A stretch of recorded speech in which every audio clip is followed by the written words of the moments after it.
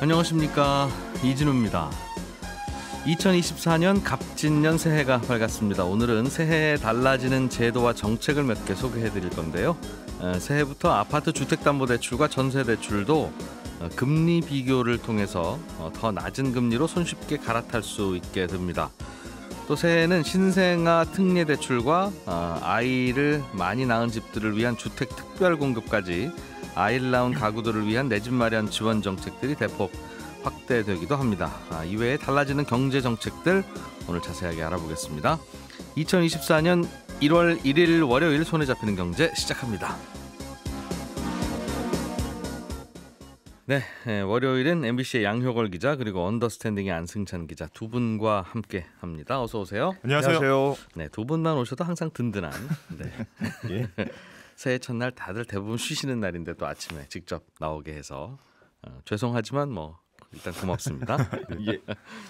자, 양효걸 기자가 준비해 오신 새해부터 부동산 정책이 많이 바뀌는 게 있는데 네. 또 어떤 것부터 좀 들어볼까요? 일단 올해 부동산 정책에서 가장 중점을 두는 분야는 이제 신혼, 그다음에 출산 부부, 그다음에 청년입니다. 그래서 이 계층에 집중적으로 주택을 지금 공급한다는 건데요.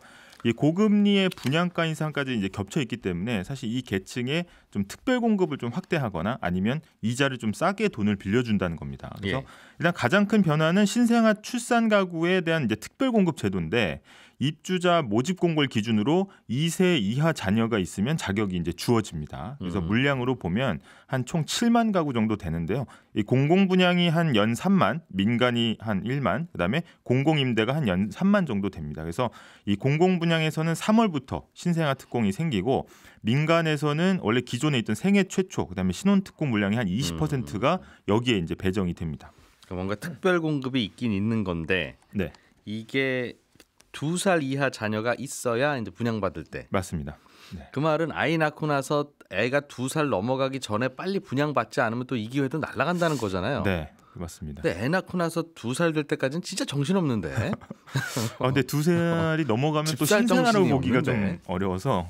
네. 그러니까 애 낳았으면 다 해줘야 되지 왜 요때까지만 하라고 그러는지는 잘 모르겠어요. 네, 일단은. 하여튼 애 낳은 분한테 다 해주면 경쟁이 치열하니까. 맞습니다. 그냥 2살 이하의 어린이 있는 분들끼리만 모여서 또 한 번 복권 같은 거 추천 한번 한다. 이제 그런 개념인 것 같은데. 네. 좀 과거랑 좀 다른 점은 이제 혼인을 전제로 하지 않는다. 이게 좀 차이점이 되겠습니다. 그냥 생긴 아이도 아이로 쳐준다. 출산 자체에 좀 집중을 한다는 거죠. 예. 네. 또 그리고 아파트가 이게 한두 푼이 아니니까 돈이 있어야 신혼부부가 들어가죠. 출산한 지 얼마 안 된 신혼부부가 집 살 돈이 이렇게 성큼성큼 있습니까? 맞습니다. 그래서 이제 돈을 좀 빌려주기로 했는데 올해 이제 신생아 특례 대출도 생깁니다. 그래서 2023년 1월 이후에 아이를 낳은 이제 무주택 가구 대상인데요. 일단 최저 1.6% 금리 그리고 3.3%까지 최대 5억 원까지 대출이라서 현재 상황에서 보면 파격적인 대출이 맞고요. 다만 이제 소득 자산 기준이 있는데 부부 합산 연소득 1억 3천만 원 이하, 자산은 한 5억 600만 원 이하면은 9억 원 이하의 주택에 대해서 이제 대출을 받을 수가 있습니다. 그래서 최초 이 금리는 이제 5년 동안 유지가 되는 거고요. 또 신혼부부의 경우에는 특별공급 신청 기회가 좀 커지는데 올해 3월 25일부터는 이제 부부가 각각 신청해서 모두 당첨되면 먼저 된 것에 대해서 당첨 효력을 인정합니다. 이게 무슨 말이죠? 일단 그동안은 부부가 각자 중복 청약을 하면은 그 자체만으로도 부적격으로 다 떨어뜨렸었거든요. 신혼부부 특공의 경우에. 네, 맞습니다. 이거 모르고 그럼 이렇게 신청하신 분들이 많았다는 건가 봐요. 네, 그래서 이렇게 떨어뜨리는 건데 이제는 그래도 좀 기회를 좀 폭넓게 제공해야 되는 거 아니냐. 각각 신청하면 둘 다 되더라도 이제 먼저 된 거 당첨 이제 효력을 인정한다는 거고요. 그럼 각각 신청하라는 말이네요. 그렇죠. 이제 각각 그러면 신청해야 당첨 확률이 높아지는 거죠. 예. 또 하나 이제 기준이 좀 바뀐 게 다자녀 특별 공급입니다. 그래서 원래 다자녀라고 하면 셋째부터 다자녀라고 봤는데 이게 이제 2명도 다자녀다 이렇게 해서 사실 자녀 2명을 둔 경우에 가점이 들어가고요. 부동산은 이런데 다자녀 범위가 커지면서 뭐 차 살 때 취득세가 면제되거나 싸지고 뭐 국립극장이나 박물관 이용료도 이 다자녀 새로운 기준에 따라서 재편이 됩니다. 두 자녀도 특혜를 주겠다. 지금 앞으로는 맞습니다. 지금까지는 세 자녀는 돼야 뭐 주차장도 깎아주고 등등 있었는데 영어에서도 2명이면 복수니까. 네, 그래서 그리고 이제 눈에 띄는 게 증여 부분도 좀 바뀌는데 올해부터는 자녀를 낳으면 2년 이내 양가에서 물려받은 재산을 합쳐서 3억 원까지 증여세가 이제 공제가 됩니다. 1억 5천만 원, 1억 5천만 원. 그래서 신혼부부도 증여세를 내지 않고 결혼자금을 지원받을 수 있는 금액이 혼인신고일 기점으로 앞뒤로 2년씩 4년간 최대 3억 원까지 늘어나는 거거든요. 예. 근데 이걸 둘 다 받을 수는 없고 출산과 결혼공제 둘 중 하나만 선택해서 이제 받을 수가 있습니다. 그리고 이 서민 주거 부담 덜어주기 위해서 올해부터 월세 세액공제를 받을 수 있는 소득 기준도 총급여 기준으로 한 7천만 원에서 8천만 원까지 이제 늘어납니다. 이 말은 부모로부터 돈을 증여받을 때 세금이 많이 깎아지긴 하는데 네. 출산을 하거나 네. 아니면 결혼을 하거나 네. 그럴 때만 추가적인 공제가 들어간다는 결혼하지 않은 자녀에게 주는 돈은 과거처럼 증여세를 예. 무겁게 물리겠다. 맞습니다. 알겠습니다. 또 어떤 게 있나요? 일단 청년도 하나의 어떤 이제 특별 대상인데 청년 주택 드림 청약 통장이라는 게 나옵니다. 그래서 19세부터 34세까지 무주택자가 대상인데 예. 가입 요건이 확대되고요. 예전에는 연소득 3,600만 원 이하만 가입이 되는데 이게 이제는 청약 통장 중에 청년들에게 특별하게 공급하는 이제 일종의 스페셜 청약 통장. 맞습니다. 이었을 텐데. 기존에는 청년 우대형 청약 통장이 있었는데 이게 이제 청년 주택 드림 청약 통장으로 이제 어떻게 보면 버전업이 된 거고요. 예. 이제는 연소득 5천만 원인 청년도 가입이 가능합니다. 이율은 뭐 조금 올라가서 한 4.5%까지 최대 주고, 이자도 많이 준다. 이자도 조금 많이 예. 주고 월 100만 원까지 넣을 수가 있는데 특징이 이 통장으로 청약 당첨이 되면은 예. 대출로 바로 전환이 됩니다. 그래서 최저 2.2% 저금리로 분양가 80%까지 대출이 나오거든요. 그래서 이거는 다음 달 중에는 이제 가입이 가능할 거다 이런 전망이 나오고 있습니다. 19세부터 34세까지면 이제 어른 된 청년들 고3부터는 가입할 수 있는 거네요. 그죠? 네, 맞습니다. 부모가 주택이 있더라도 부모가 물려준 4명의 주택이 있지만 않으면 네. 가입 가능하다. 네, 맞습니다. 무주택자. 알겠습니다. 부모님이 돌아가셔서 어쩔 수 없이 증여를 상속을 받은 청년들은 안 된다는 뜻이네요. 그 경우는 예, 무주택자의 대상이기 때문에 이런 거는 하나씩 해주면 어떨까 싶은 생각은 드는데 네. 아마 알겠습니다. 네. 예. 공급을 좀 늘리는 대책도 나오는 것 같은데 좀 네. 마저 소개해 주시죠. 일단 부동산 공급이라고 하면은 이제 빈 땅에 주택을 올리거나 아니면 있던 집을 부수고 새로 주택을 지을 수밖에 없는데요. 일단 서울 등 수도권은 빈 땅이 거의 없기 때문에 사실 뭐 빈 땅이라고 하면 신도시가 될 거고요. 예. 아니면 재개발 재건축, 즉 기존 집을 부수고 다시 짓는 걸 이제 지원하는 게 이게 굉장히 큰 공급량을 좌우를 합니다. 그래서 첫 번째로 올해 4월부터는 노후 계획 도시 정비 및 지원에 관한 특별법 이런 게 시행이 되는데 예. 이게 뭐 말은 긴데 핵심은 조성된 지 20년 이상 된 100만 제곱미터 이상의 택지. 그러니까 신도시, 과거 신도시들은 이제 새로 지으면 용적률 좀 풀어주고요. 예. 그러니까 더 높게 지을 수 있게 해주고 안전진단 면제 등의 혜택을 주는 겁니다. 그래서 뭐 일산이라든지 아니면 산본, 뭐 경기도 분당 이런 데가 대상이 될 걸로 보이고요. 두 번째로 재건축은 이제 초과이익 환수 제도가 일부 풀리는데 이거는 앞에서도 이제 전해드리긴 했지만 재건축하고 집값이 일정 수준 이상 오르면 조합원들이 이 초과이익의 일부분을 내야 되는데 동네 집값보다 좀 더 오른 폭에 대해서 네 맞습니다. 그 면제 기준이 현행 3천만 원, 그러니까 이득이 3천만 원에서 8천만 원으로 높아집니다. 그러니까 8천만 원 초과이익 보는 것까지는 이제 봐주겠다라는 거고. 그 말은 8천만 원 넘는 초과 이익에 대해서는 여전히 네. 이거 하겠다는 맞습니다. 거죠. 네. 예. 그리고 이제 올해 부동산 시장 상황을 좀 예측하기는 어렵지만 국내 부동산 전문가들이 집값 하락세가 올해도 좀 계속될 걸로 봤습니다. 그래서 예. 다만 그러면 언제 반등할 것이냐에 대해서는 좀 예상이 엇갈리긴 했는데 대체로 이게 많이 들어보신 단어긴 하지만 상저하고의 흐름을 예상을 했습니다. 그러니까 올해 상반기에는 좀 부동산 시장이 눌려 있다가 네, 하반기부터는 예. 좀 반등하면서 뚜렷한 회복세를 보일 거다. 뭐 이런 전망들을 계속 내놓고 있거든요. 그래서 지금이 좀 눌려 있으니 눌리는 분위기니까. 네. 그리고 앞으로 뭐 확 반등할 만한 호재가 뚜렷하게 보이지 않는다라는 거고 그러면 역시 부동산 사이클이 올해도 금리 사이클과 동조화될 거라는 이야기인데 이 고금리 기조가 상반기 동안 유지되면서 집값이 전반적으로 하락할 거라는 거고요. 금리가 높아서 또 이자 부담 때문에 주택 수요 떨어지고 결국 매매 손이 좀 가기보다는 임대차 시장에서 이제 매매 시장을 계속 지켜만 볼 거다라는 거고 그러다 보니 전세는 계속 오를 텐데. 맞습니다. 그래서 예. 전세값은 강세를 보일 거다 이런 예상들이 나오고요. 하반기에는 사실 공급 부족과 전세값 상승, 그다음에 분양가 오름세 등이 겹치면서 하반기에는 집값을 밀어 올릴 거다 이런 전망이 주를 이루고 있습니다. 그렇군요. 네. 첫 번째 지적해 주신 그 주변 그 수도권 신도시들 재건축할 때 네. 용적률 특혜로 이제 좀 높게 올릴 수 있게 해준다는 네. 그게 이제 앞으로 계속 어떻게 진행될지를 좀 봐야 될 텐데 왜 신도시들만 특혜를 주냐? 네. 구도시에 있는 아파트는 왜 용적률 특혜 안 주냐라고 할 때 네. 뭐라고 설명할 방법이 참 없어요. 네. 근데 대규모 이제 주택 공급을 위해서는 아무래도 이제 신도시 위주의 어떤 이제 좀 빨리 신도시를 재건축하려는 의지가 좀 들어간 걸로 보입니다. 네, 자 안승찬 기자. 네. 올해부터 주택담보대출도 또 전세대출도 그 인터넷 쇼핑 가격 비교하듯이 예. 금리 비교를 샤샤샥 해서 어라 저기가 더 싸네. 네. 그러면 바로 갈아탈 수 있다. 그렇습니다. 그런 대환대출 플랫폼이 생긴다는 거죠. 그렇습니다. 지금 대환대출 플랫폼 하고는 있잖아요. 그래서 지금 뭐 카카오페이, 토스 뭐 이런 민간 플랫폼 그 회사들에서 이런저런 대출 서비스를 비교해주고 이제 딱 누르면 바로 이제 기존에 내가 받았던 대출이 새 걸로 갈아타지게 되는 그런 게 있었는데 지금까지 했던 거는 신용 그 대출에 대해서만 대환대출 플랫폼이 됐었거든요. 예. 근데 이제 올해부터는 말씀하셨던 대로 그 아파트 주택담보대출이라든가 전세대출에 대해서도 대환대출 플랫폼 확대한다. 뭐 이런 거니까 뭐 굉장히 큰 변화죠.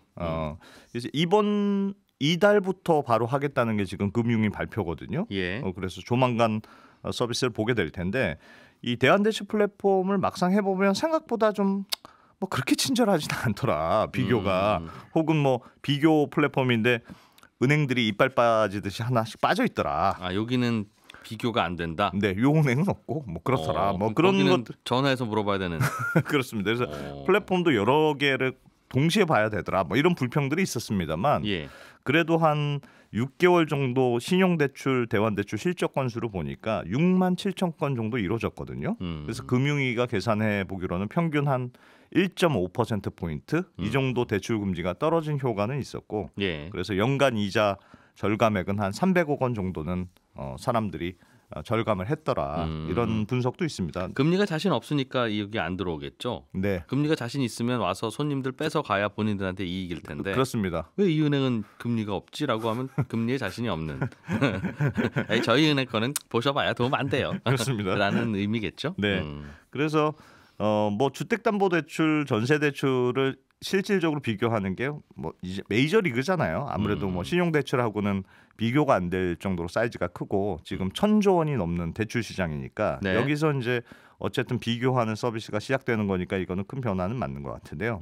다만 이번 달에 선보여도 생각보다는 파급력이 크지 않을 수 있다 이런 얘기는 있습니다. 왜냐하면 일단 대출 받은 지 얼마 안 되는 분들은 뭐 중도 상환 수수료 뭐 1% 2% 내야 되는 경우들이 있으니까 예. 이것 따지면 뭐 별로 그렇게 싸지지 않는다. 뭐 이런 경우들도 있고 특히나 문제는 지금 DSR 규제 때문에 아예 이제 신규 대출이 안 되는 분들이 꽤 많지 않습니까? 네. 근데 대환 대출을 받으려고 하더라도 이거는 어쨌든 새로 대출 심사를 받아서 새로 대출이 나가야 하지만 그걸로 이제 예전 걸 갚고 대출을 받는 거라서 옛날에 이미 대출 받은 분들도 저 이거 갈아탈래요 하더라도 새로운 기준을 적용하면 그렇습니다. 새로운 DSR 규제를 적용하면 아유 옛날에 받으신 거 다행히로 생각하세요. 요즘 같으시면 대출 받지도 못해요. 그렇습니다. 하는 분들이 많으니 네. 이건 갈아타기도 어렵다. 그렇습니다. 그래서 지금 예전에 그 왜 코로나 팬데믹 때 영끌에서 집 산 분들 굉장히 많은데 그때는 DSR 적용 안 하고 이제 대출을 받을 수 있었는데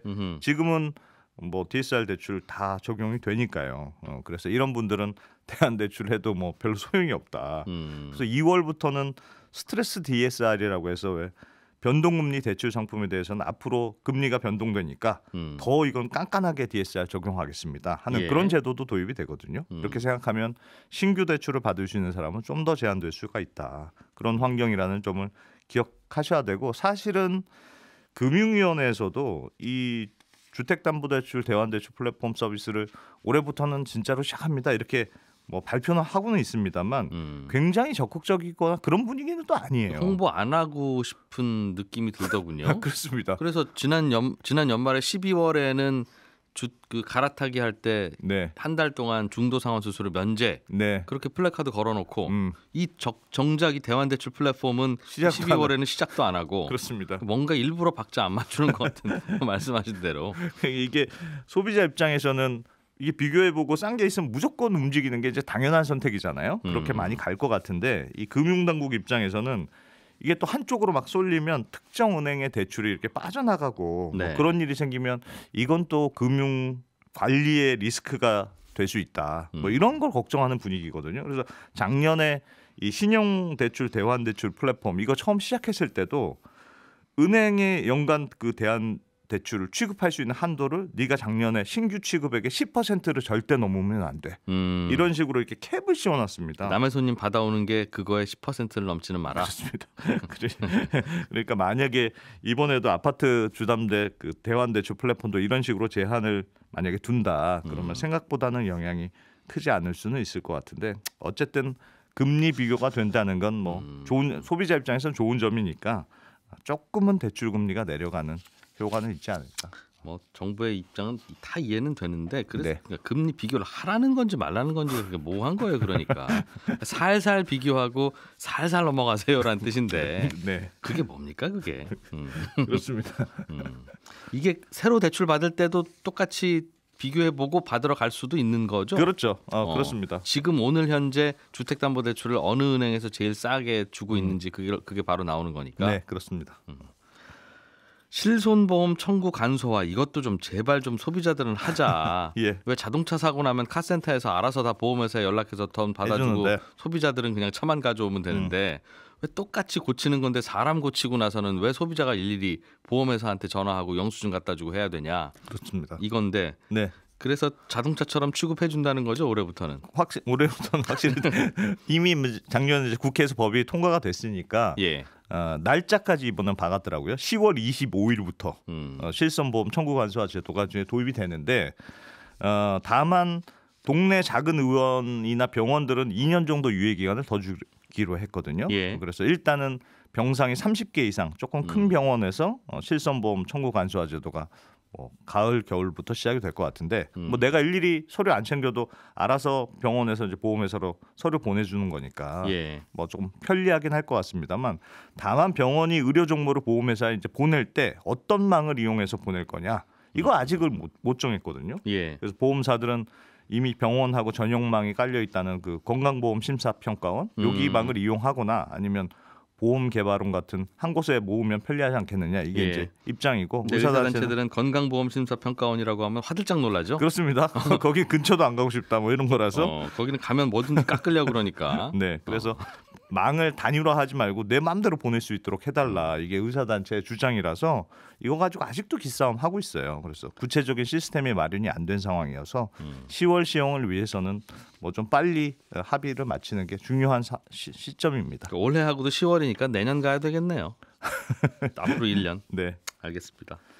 육아휴직 제도가 좀 달라지는 게 있습니까? 그것도 있어요. 육아휴직 제도가 원래 이제 부부가 육아휴직을 쓰면 나라에서 육아휴직 급여를 좀 더 주는 제도가 있습니다. 예. 그래서 지금도 양쪽 부부가 둘 다 쓰면 3개월 동안은 최대 300만 원까지 각 부부에게 양쪽 다 쓰면 생활비가 부족할 수 있으니까. 예, 그렇습니다. 그래서 휴직 급여를 좀 더 주는 제도가 있는데 이게 3+3 제도라고 하는데 예. 요거 좀 더 확대해서 6+6 제도로 하겠다. 그게 뭡니까? 부부가 같이 육아휴직을 쓰면 6개월 동안 아하. 금액도 300만 원이 아니고 최대 450만 원까지. 지금까지는 3개월만 좀 넉넉히 줬는데 예. 이제는 6개월까지 주겠다. 그렇습니다. 그런데 이것도 조금 그런 게 6개월 동안 다 450만 원 주는 게 아니고 첫 달에는 200만 원, 둘째 달에는 250만 원 이렇게 50만 원씩 올라가는 식으로 해서 예. 실제로 더 받는 금액은 엄청난 금액은 아니다. 이것도 제가 듣긴 했는데 좀 손을 봐야 되는 게 이게 이혼해서 혼자 아이 기르는 경우에는 또 혜택이 안 되더군요. 네, 그렇죠. 아빠 엄마가 동시에 써야 된다고 하니까 네. 항상 이런 정책 만들 때는 아주 일반적인 가정만 머리에 떠올려서 이혼한 분은 남자가 기르든 여자가 기르든 생활비 어차피 많이 드니까 한 분만 해도 해줘야 되잖아요. 네. 해줍시다. 예. 예, 안승찬 기자, 양효걸 기자였고요. 저희는 광고 잠깐 듣고 친절한 경제로 이어갑니다. 네, 오늘은 청취자 중에 박성민 씨가 은행 대출을 받으려고 여기저기 좀 알아보는 중인데 결국 변동금리로 받을 건지 고정금리로 받을 건지를 선택하는 게 제일 큰 고민거리로 남더군요. 고정금리가 좋은 건지 변동금리가 좋은 건지를 뭘 좀 보면 판단할 수 있는 건가요? 참고가 될 지표나 정보는 어떤 게 있겠습니까? 이런 질문을 보내주셨습니다. 대출 받을 일이 있으면 누구나 한 번씩 다들 심각하게 고민을 하게 되는 게 이제 고정금리로 받을 건지 변동금리로 받을 건지인데요. 결론부터 말씀드리면 그 어디에도 그 질문에 대한 정답을 알려주는 참고 자료는 없으니까 그냥 맘 편하게 동전을 던지셔서 앞면 나오면 고정금리, 뒷면 나오면 변동금리로 결정하시는 게 제일 좋습니다라고 말씀드릴 수밖에 없겠습니다. 왜냐하면 이 고정금리나 변동금리 중에 뭘 할지 우리가 고민하는 이유는 뭘 선택하느냐에 따라서 미래에 우리가 손해를 볼 수도 있고 이익을 볼 수도 있으니까 그런 거잖아요. 그런데 우리 소비자들이 이익을 보면 은행은 그만큼 손해를 보는 거고 고정금리, 변동금리를 잘못 선택해서 소비자들이 손해를 보면 은행은 상대적으로 그만큼 이익이 더 생기는 건데 그럼에도 불구하고 은행이 뭘 선택할지를 소비자에게 맡기고 소비자가 알아서 고르세요라고 하는 건 은행도 뭐가 더 유리하고 불리한지 잘 모르겠다는 뜻입니다. 고정금리로는 3.4%, 변동금리로는 4.4%인데 소비자가 알아서 선택하세요라는 말은 우리 은행은 아무리 생각해도 고정금리 3.4와 변동금리 4.4 중에 뭐가 미래에 은행에게 유리할지 도무지 모르겠습니다. 그러니까 소비자가 알아서 고르셔도 됩니다라는 의미인 거고요. 이게 수많은 경제 전문가들이 다 모여있는 은행조차도 지금 고정금리를 선택하는 게 유리한지 변동금리가 나은지 잘 모르겠으니까 정확하게 확률이 반반인 선택지를 만들어서 소비자에게 고르라고 주는 겁니다. 그런데 소비자들이 그걸 들고 와서 집에 와서 밤새 고민해 봐야 답이 없는 게 당연하죠. 은행도 소비자들에게 그 판단을 미룰 만큼 뭐가 좋은지는 정말 아무도 모르는 거니까 소비자들도 고민하지 말고 그냥 동전 던져서 결정하는 게 좋다고 제가 말씀드리는 겁니다. 야, 그래도 인생에서 진짜 중요한 일인데 어떻게 그렇게 함부로 결정하느냐 이 성의 없는 친구야 라는 생각이 드시면 요 계산은 한번 해보시면 좋을 때가 있습니다. 은행이 제시한 금리를 가만히 뜯어보면 변동금리의 기준인 코픽스 금리에다가 은행 마진이 붙는 거고요. 고정금리는 고정금리의 기준이 되는 5년 만기 은행채 금리에다가 은행 마진을 붙이는 거니까 둘 중에 은행 마진이 좀 낮은 걸 고르시면 약간은 유리할 수 있습니다. 사실 이론적으로는 둘 중에 뭘 고르든 은행 마진은 같아야 되는데 가끔씩은 정부가 고정금리 고객을 좀 늘리라든가 하는 압박을 하면 은행들은 본인들 마진을 좀 줄이더라도 정부가 더 많이 팔라고 옆구리 찌르는 상품의 가격을 낮춰서 세일을 하는 경우가 있거든요. 그러니까 은행 마진을 한번 역으로 계산해 보시고 그게 낮은 쪽으로 결정하시면 괜찮은 선택이 될 수 있는 경우가 종종 있긴 합니다. 네, 저에게 질문 보내주신 박성민 씨께는 저희가 준비한 선물 보내드리겠습니다. 예, 저는 내일 아침 8시 30분에 다시 찾아오겠습니다. 이진우였고요. 함께해 주신 여러분 고맙습니다.